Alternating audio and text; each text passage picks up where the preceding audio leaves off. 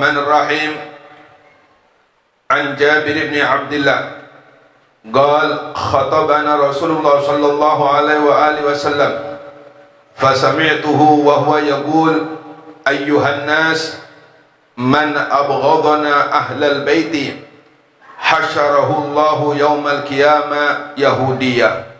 Saya ulangi. Bismillahirrahmanirrahim. An Jabir bin Abdullah قال خطبنا رسول الله صلى الله عليه وآله وسلم فسمعته وهو يقول أيها الناس من أبغضنا أهل البيت حشره الله يوم القيامة يهوديا. Sekali lagi. Bismillahirrahmanirrahim. An Jabir bin Abdullah قال خطبنا رسول الله صلى الله عليه وآله وسلم فسمعته وهو يقول أيها الناس من أبغضنا أهل البيت حشره الله يوم القيامة يهوديا.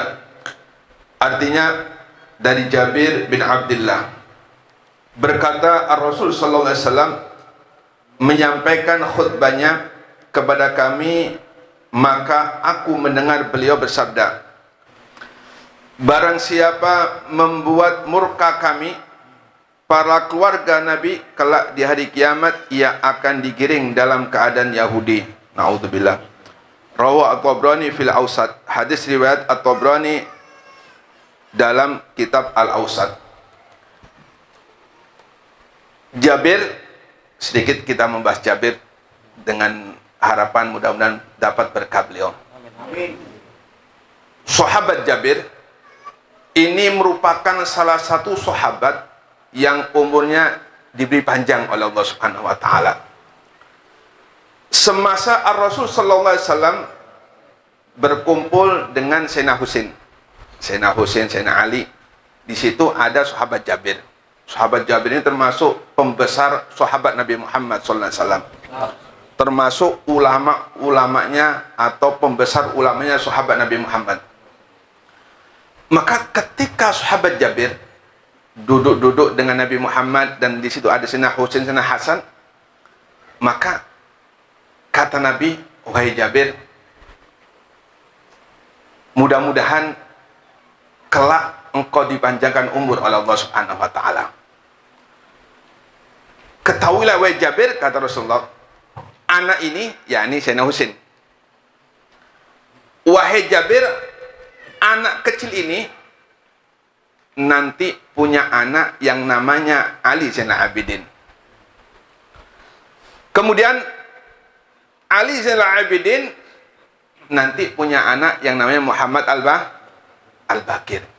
Kata Rasulullah, wahai Jabir, kalau engkau kelak diberi panjang umur oleh Allah Subhanahu wa taala dan engkau bertemu dengan Muhammad Al-Bakir, sampaikan salamku, kata Nabi Muhammad SAW. Maka sahabat Jabir yakin apa yang disabdakan Nabi Muhammad SAW, bahwasanya dia pasti diberi panjang umur oleh Allah Subhanahu wa taala dan bakal bertemu dengan keturunan Nabi Muhammad atau anak cucu Nabi Muhammad yang bernama Muhammad Al-Bakir. Maka lambat laun di saat sahabat Jabir sudah tua, sudah matanya tidak bisa melihat lagi karena saking tuanya, maka sahabat Jabir ini sambil mencari nama Muhammad Al-Bakir, dengan izin Allah Subhanahu wa taala apa yang disabdakan Nabi Muhammad SAW terbukti. Sahabat Jabir bertemu dengan Muhammad Al-Bakir, salah satu cucu Nabi Muhammad SAW. Maka disitulah sahabat Jabir menceritakan kepada Muhammad Al-Bakir apa yang telah disabdakan Nabi Muhammad SAW, bahwasanya Rasul Sallallahu Alaihi Wasallam pernah menyampaikan salam kepada Muhammad Al-Bakir. Mudah-mudahan kita mendapatkan keberkahan dari sahabat Jabir.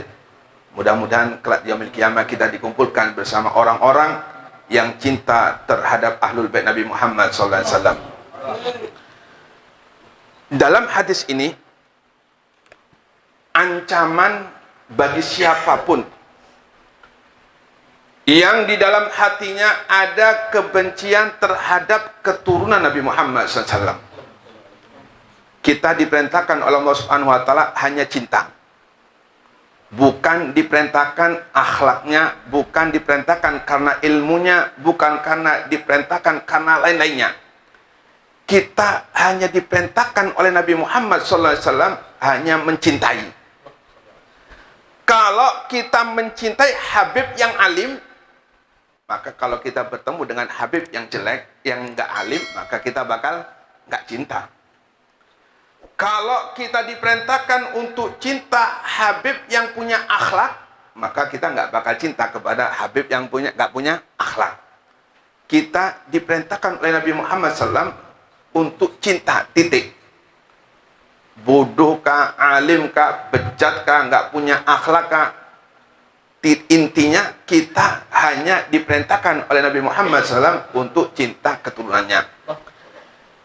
Ini merupakan salah satu keistimewaan Nabi Muhammad, salah satu kemuliaan Nabi Muhammad SAW, yang mana dengan cara Allah Subhanahu wa Ta'ala memuliakan Nabi, yaitu memuliakan semua yang berkaitan dengan Nabi Muhammad SAW. Kenapa umat Nabi Muhammad dimuliakan oleh Allah Subhanahu wa Ta'ala? Karena ada ikatan kaitan dengan Nabi Muhammad SAW. Kenapa rambut Nabi Muhammad dimuliakan oleh Allah Subhanahu wa Ta'ala? Karena ada hubungan dengan Nabi Muhammad SAW. Kenapa sorban yang dipakai Nabi Muhammad dimuliakan oleh Allah Subhanahu wa Ta'ala? Karena ada kaitannya dengan Nabi Muhammad. Kenapa baju yang pernah dipakai Nabi Muhammad dimuliakan oleh Allah Subhanahu wa Ta'ala? Karena ada kaitannya dengan Nabi Muhammad. Sendal Nabi Muhammad dimuliakan oleh Allah Subhanahu wa Ta'ala.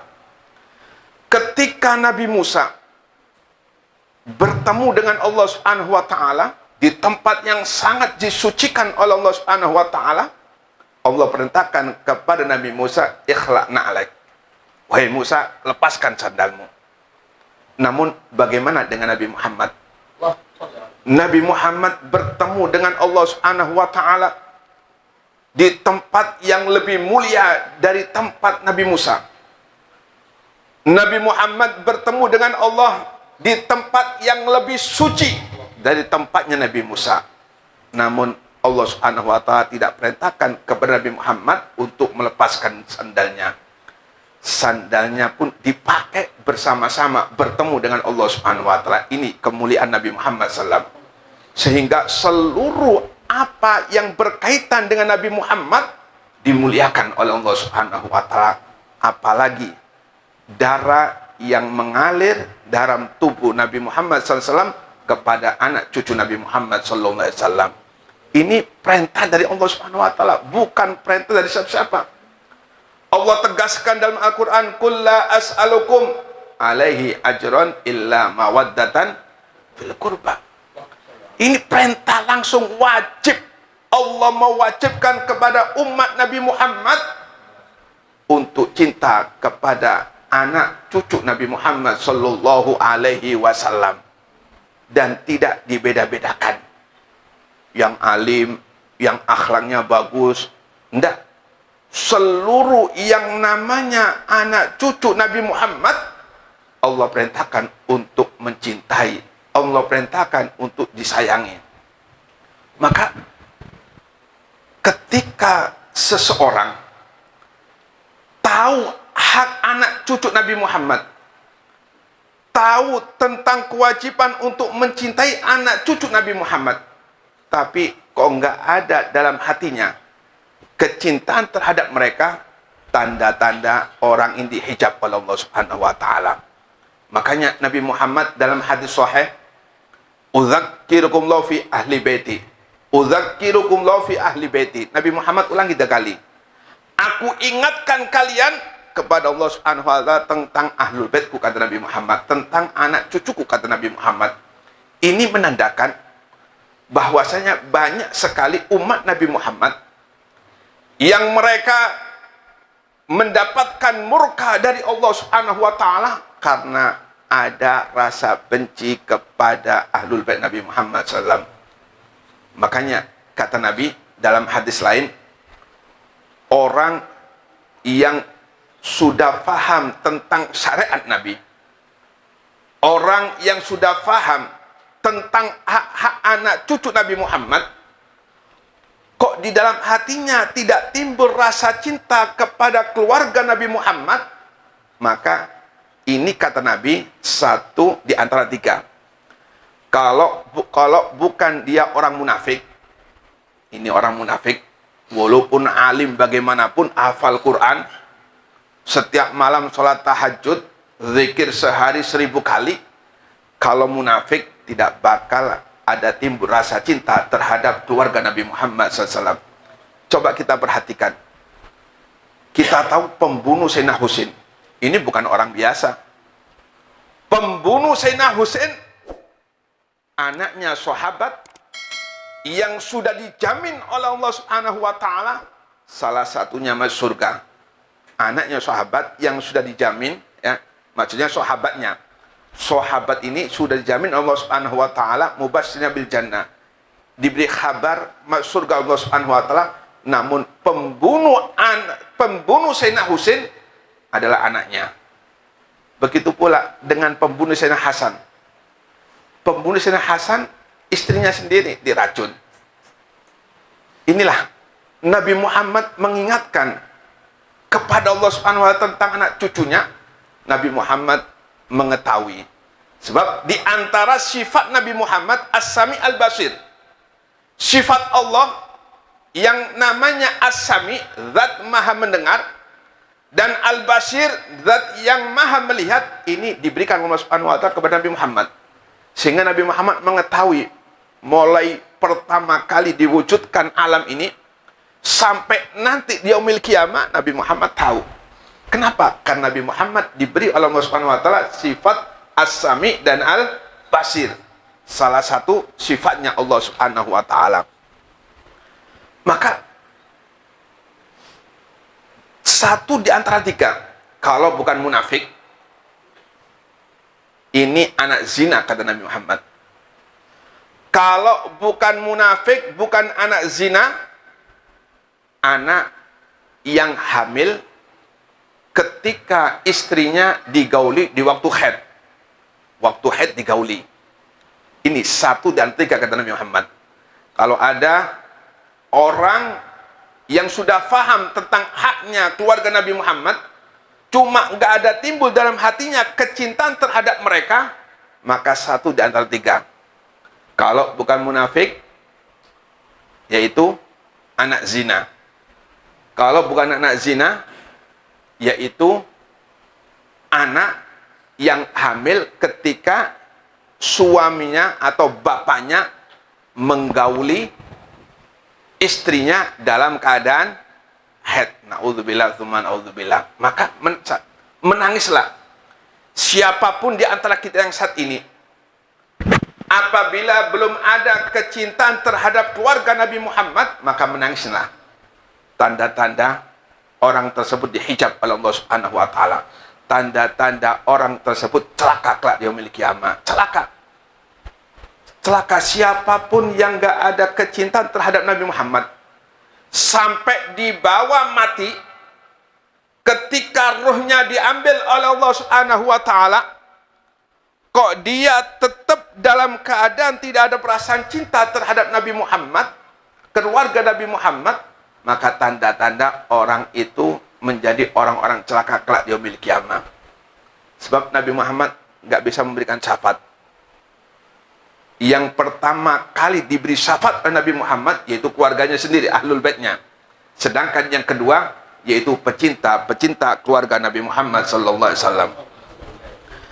Ada beberapa dari hadis Nabi Muhammad SAW, ancaman-ancaman orang yang benci kepada keluarga Nabi Muhammad atau keturunan Nabi Muhammad. Di antara hadis, kata Nabi, la yuhibbuna ahlal baiti illa mu'minun taqiyun wa la yabghuduna illa munafikun syakiyun. Kata Nabi, tidak ada yang mencintai kami ahlul bait kecuali orang yang beriman dan bertakwa. Orang, ciri-ciri orang selamat, orang beriman, yaitu diselipkan oleh Allah Subhanahu wa taala kecintaan terhadap keluarga Nabi Muhammad sallallahu alaihi wasallam. Sebaliknya kata Nabi, wala yabghuduna illa munafiqun syakiyun. Dan tidak ada yang membenci kami kecuali orang munafik dan orang yang durhaka, dan orang tersebut akan menjadi orang-orang yang celaka. Jadi ancaman dari Nabi Muhammad SAW tentang hadis-hadis yang mana mereka ada kebencian terhadap keluarga Nabi Muhammad, ini banyak sekali. Banyak sekali sabda-sabda Nabi Muhammad menunjukkan bahwa Nabi Muhammad mengetahui kebanyakan umat Nabi Muhammad menjadi orang-orang celaka. Ya nggak peduli itu kiai, apalagi cuma ustadz. Ya, walaupun kiai, nggak peduli kiai, nggak peduli ustadz. Kalau ada benci terhadap keluarga Nabi Muhammad, neraka. Nggak peduli kiai, nggak peduli ustadz. Bagaimana dengan wali? Wali ini tidak diangkat menjadi wali oleh Allah Subhanahu wa taala kecuali sempurna dalam mencintai Nabi Muhammad. Bagaimana sempurnanya wali mencintai Nabi Muhammad?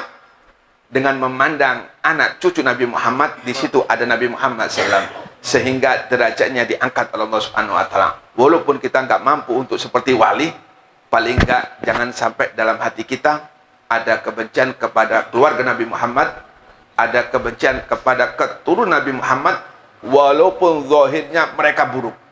Zaman sekarang banyak munafik-munafik, ulama-ulama, kiai-kiai besar, mereka mencaci-caci keluarga Nabi Muhammad. Ini tanda-tanda orang munafik.